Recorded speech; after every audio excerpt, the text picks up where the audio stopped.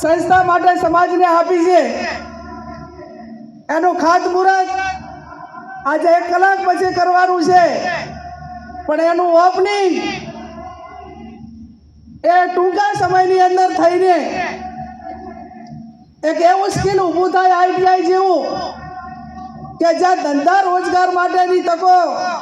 જે તરફ હોય અને એવા દીકરા દીકરીઓને ત્યાં તૈયાર થાય એવું એક શૈક્ષણિક સંકુલ બને એ આ સમગ્ર ગુજરાતના ઠાકોર સમાજની માંગ છે। ત્યારે મેં અગાઉ કીધું એમ કે આપણા ધાર્મિક 4 પાયા એક થઈ જાય,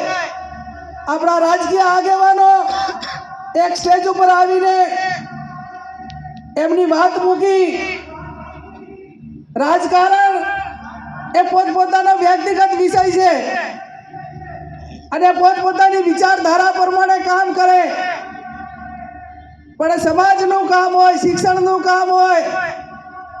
અને સમાજને ક્યાંય એક છેવાડાના વ્યક્તિને એનો કોઈ પણ પ્રકારનો વાંક ના હોય અને એને કોઈ તંત્ર હોય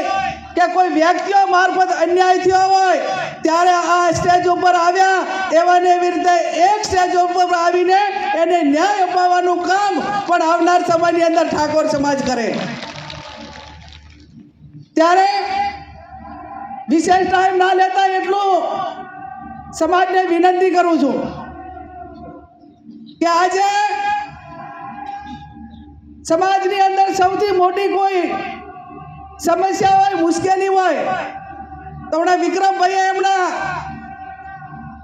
ગીતમાં પણ ગાયું કે બાળ લગ્ન અટકાવો, અને આ બાળ લગ્નના હિસાબે આવનાર પેઢી એક કુપોષિત પેઢી, એક તંદુરસ્ત પેઢીનું નિર્માણ નથી થતું અને એના મૂળમાં કોઈ જવા માટેનું કોઈ કારણ હોય તો તાલુકે